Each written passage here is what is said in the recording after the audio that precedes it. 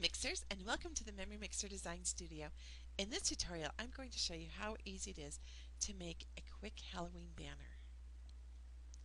So my banner says boo, but you can personalize it any way you want.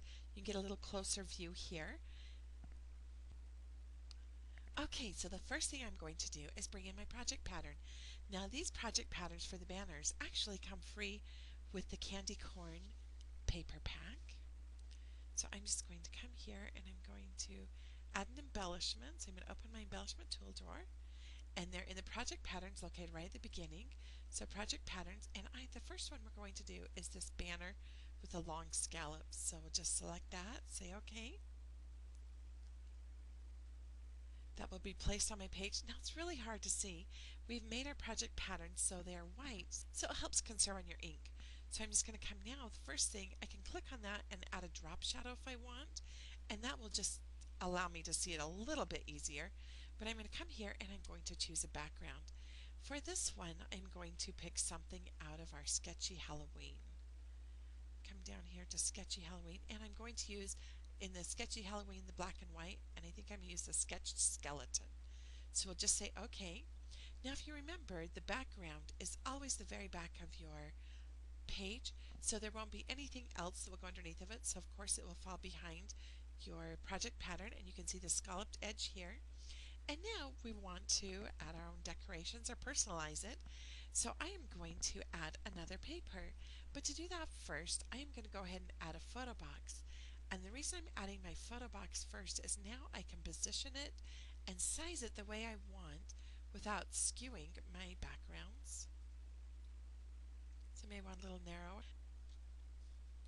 And now I'm going to come back to my backgrounds, and when I'm using papers, I like to use coordinating packs or packs that will complement each other. So I've used the Sketchy Halloween black and white, and now I'm going to come into the Sketchy Halloween color pack, and there's several different things here, but I want to go for I think it was a plaid green. And I'm going to add it as an additional background, so it won't replace my existing background, but it'll allow me to paper piece with that paper. So you can see it's just landed in the center of my page, and now as I drag it over my photo box, you can see it goes bright yellow, and when it does that, I can just let go, and it will now fill my photo box with that background. And I'm going to add a drop shadow too, because I want to give that dimension. So just click on that, say OK. So you can see now I've got a paper piece sitting on top of my background. And now I can just add the embellishments I want. So we'll come here to our embellishments, add embellishments, and I am going to come down to Albums to Remember Trick or Treat embellishment pack. And there are a lot of fun things in this pack as well as the other Halloween packs that we have. And I'm just going to come here and grab this little pumpkin, and I'm going to add that. And now I can resize it how I would like on my page. I'm just going to have it kind of overlap here. And then there's another embellishment that I thought is really cute in this pack. I'm going to show you. It's just the swirls. I'm going to add this as well. And I'm going to add it as like it's a vine coming out of my pumpkin, just to give it a little more color and interest. So I'm just going to set up here, and then I'm going to rotate it just slightly and kind of attach it more to the stem.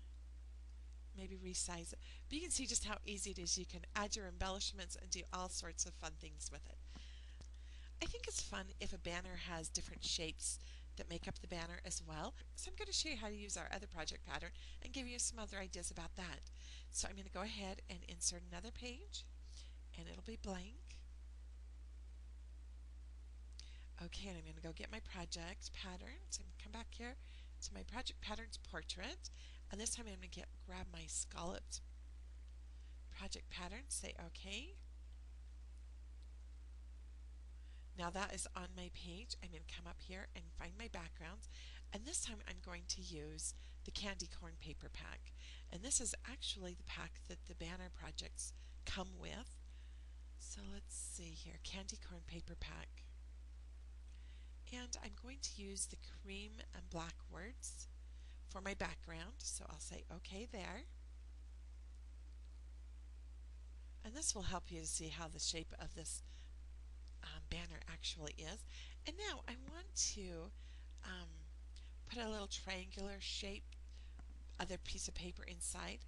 So I'm going to come back here and I'm going to grab my photo box and I'm going to position that. And I have found it works easiest if I resize it the way I want. So that's about the length that I want it to be in there, probably close to the width I want it to be. And we can adjust it a little bit later, but you cannot rotate a photo box. So I want to get my paper in first and then we'll go ahead and rotate it. So I'm going to go back to my backgrounds. I'm going to grab my paper, and this time I actually want to use is Distress Stripes, but it is candy corn colors, you can see. And that's one of the things as I was designing this paper pack, I wanted to know exactly what colors they put on the bottom and the top, and this is the official candy corn color scheme. So we'll go ahead and say add as additional background. And I will just drag it again till it goes in. And now I'm going to come and do my photo shape, and I'm going to choose the triangle. And I chose the triangle because, of course, that's the shape of a candy corn. But I also wanted the white to be at the top, just as a candy corn would be. And then I'm going to rotate it because I want it to fit within my little scalloped banner. And I'm going to add a drop shadow just to give that little bit of dimension. And then something else I've done that makes it stand out just a little bit more is I went ahead and added a colored matte to it. So just a very thin one. And I did it as black, but you can experiment and do what colors you would like. We'll just say OK. So you can see just how easy that is, and I love having little candy corns. Now I've got a few other examples here that I'd just like to show you and give you some ideas of things you might try. So this next one here is actually just using the shape as I did in the last one, but made it bigger so it was its own little banner piece that went to it, but just the shape of the candy corn. And then these are the pages that I used when creating the banner that I had showed you earlier. So just did the same way. I used the long scalloped banner project pattern, and then I added my paper piecing and the spider from the Albums to Remember Trick or Treat pack. And then coming on here, I've used the same techniques, but this time I added a letter, and this happens to be the Nashville font. And then I filled the font using our fill a font feature with the background and just created the word boo. So here's the O, and then once I had that page finished, I just right click on the thumbnail and I duplicate the page. That way I can print the whole document all at once. Here's just a couple of other ideas. I added the little banner, Happy Halloween, and when I cut this out, I would just cut all along the edges here, but then I would cut out here. It just adds cute variety to your banner as well when the embellishments will break the outside edge of your banner. And then here's one where I added a ghost. So you can see just how easy it is to use the project patterns to create a banner. Simply print your pages, cut them out, punch holes in the corner, and just feed a ribbon through the holes and hang your banner.